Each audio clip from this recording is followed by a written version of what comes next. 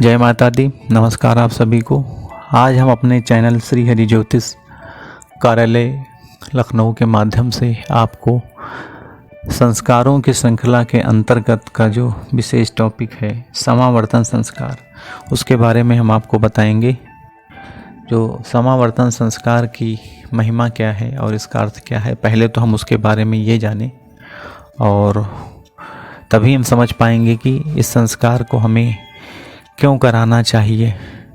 और हम तो कहते हैं कि हमको हमारे सभी बच्चों के 16 संस्कार अवश्य कराने चाहिए। यदि हम चाहते हैं हमारा बच्चा पूरी तरह से संस्कारित हो और सुव्यवस्थित हो और उसको पूर्ण सफलता मिले, तो सारे संस्कार हमारे होने ही चाहिए। कहते हैं जब उपनयन संस्कार हो जाता है तो उसके बाद में जो ब्रह्मचारी बालक होता है वो गुरुकुल में अर्थात आश्रम में गुरु के साथ निवास करता है और वहाँ वेदों की शिक्षा प्राप्त करता है। और इस संस्कार में उसकी विद्या समाप्ति जब होती है तो मंत्रों के अभिषेक पूर्वक गुरु की आज्ञा से वो स्नात हो जाता है और ब्रह्मचर्य के चिन्ह मेखला आदि का उसे त्याग करना पड़ता है। और यहाँ तक कि जटा लोम आदि का छेदन करके गृहस्थ के उपयुक्त चंदन पुष्पमाला पगड़ी वस्त्राभूषण अलंकार को उसे धारण करना होता है। और जिन कर्मों का ब्रह्मचर्य व्रत में निषेध आदि वर्णन था उनको उसे ग्रहण करना होता है, जैसे दर्पण देखना, सुरमा लगाना, छाता लगाना, जूता पहनना, ये सब ब्रह्मचर्य में वर्जित होते हैं। अब आप कर सकते हैं। ये सब कर्म आचार्य की देख रेख में ही होते हैं। फिर आचार्य को दक्षिणा देकर वो घर में आता है, उसका घर में आगमन होता है। और अगर समावर्तन की बात करें तो समावर्तन का जो सामान्य अर्थ है कि गुरुकुल से शिक्षा ग्रहण करके अपने घर को वापस आना, यह शिक्षा प्राप्ति का दीक्षांत संस्कार है। इस संस्कार में ब्रह्मचर्य आश्रम विद्याध्ययन की पूर्णता होती है और फिर विवाह के अनंतर गृहस्थ आश्रम में प्रवेश की आधिकारिक सिद्धि भी होती है और वेद विद्या प्राप्त कर अब उसकी जो ब्रह्मचारी की संज्ञा नहीं रहती, बल्कि अब वह स्नातक अर्थात विद्या रूपी प्रवाह में स्नान किया हुआ कहलाता है। और गुरु द्वारा स्नातक के लिए कुछ उपदेश हैं, उनको हम बताना चाहते हैं चैनल के माध्यम से, ताकि आपको भी पता रहे, वो आपका बच्चा करे।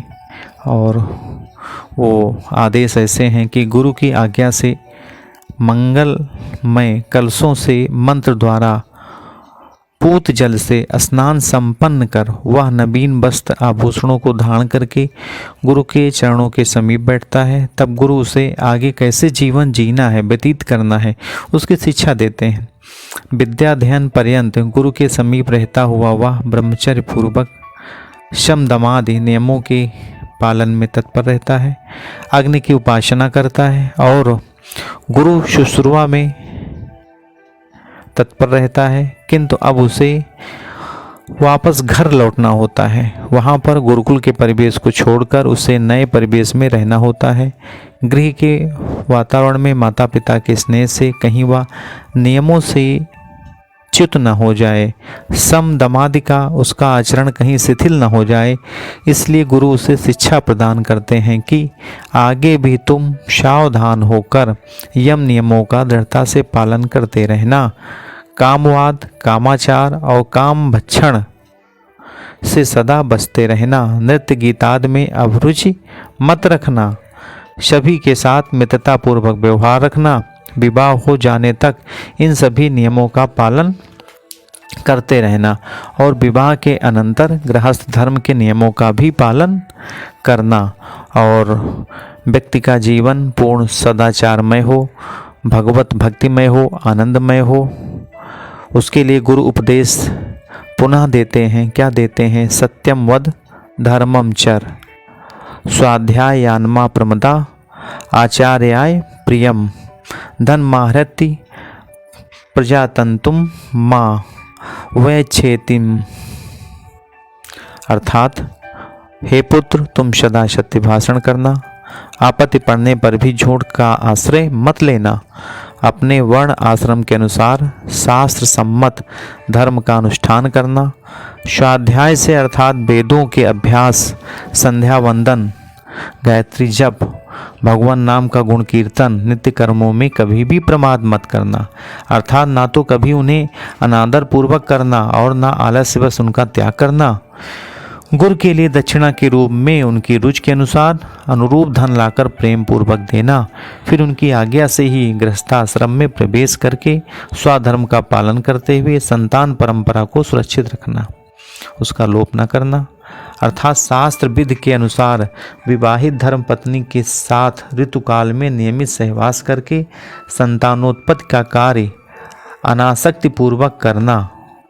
तुमको कभी भी सत्य से नहीं चूकना चाहिए, अर्थात हंसी दिल लगी या व्यर्थ की बातों में वाणी की शक्ति को नष्ट मत करना, ना ही परिहास करना आदि के बहाने कभी झूठ भी मत बोलना। इसी प्रकार धर्म पालन में भी भूल मत करना, अर्थात कोई बहाना बनाकर या आलस्यवश कभी धर्म की अवहेलना भी मत करना। लौकिक और शास्त्रीय जितने भी कर्तव्य रूप से शुभ कर्म हैं उनका कभी त्याग मत करना, न उनकी उपेक्षा करना और यथा योग्य अनुष्ठान करते रहना। और आगे फिर गुरु कहते हैं कि मातृ देवो भव, पितृ देवो भव, आचार्य देवो भव, अतिथि देवो भव, यावन वद्यानि कर्माणि तानि सेवितव्यानि नो इतराणि, अर्थात तुम माता में देव बुद्धि रखना, पिता में भी देव बुद्धि रखना, आचार्य में देव बुद्धि रखना और अतिथि में भी देव बुद्धि रखना। आशय यह है कि इन चारों को ईश्वर के प्रति मूर्ख समझकर श्रद्धा और भक्ति पूर्वक सदा इनकी आज्ञा का पालन करना, इनको नमस्कार करना, प्रणाम करना और इनकी सेवा करते रहना। और तत्पश्चात जो है ये विचार कर आप जो है हम किसी का उपकार करें ऐसी भावना मन में लाकर अभिमान या अभिनय कभी मत प्रकट करना, परंतु जो कुछ दिया जाए वह विवेक पूर्वक उसके परिणाम को समझकर निष्काम भाव से कर्तव्य समझ लेना चाहिए। और यही बातें समावर्तन संस्कार में बताई गई हैं। और ये भी कहा गया है कि जो शास्त्र की आज्ञा है कि शास्त्रों का जो निचोड़ है यही है कि गुरु एवं माता पिता अपने शिष्यों और संतानों के प्रति उपदेश जो हैं तथा यही संपूर्ण वेदों का रहस्य है। इतना ही नहीं, अनुशासन भी यही है। ईश्वर की आज्ञा तथा परंपरागत उपदेश नाम अनुशासन है। इसलिए हे बस तुमको इस प्रकार कर्तव्य एवं सदाचार का पालन करना चाहिए। अब समावर्तन संस्कार की बात हम आगे आते हैं कि सबसे पहले इसके लिए हम गोदान का संकल्प करेंगे और फिर स्नान नार्थ की अनुमति लेंगे, फिर अग्नि स्थापन होगा, ब्राह्मण वरण होगा, तत्पश्चात कुशकुंडिका और अग्नि प्रतिष्ठा की जाएगी और पुनः जो है हवन विधि यजुर्वेद, ऋग्वेद, सामवेद, अथर्ववेद और सामान्य आहुतियाँ दी जाएंगी और भूरादि नवाहुति आहुतियाँ दी जाएंगी। तत्पश्चात सुष्टकृत आहुतियाँ दी जाएंगी। तत्पश्चात मार्जन विधि है, फिर पूर्ण पात्र का दान होगा, तत्पश्चात मार्जन होगा, फिर बहिर्होम होगा, फिर जो है परिसमूहन होगा और तत्पश्चात समिधा दान होगा।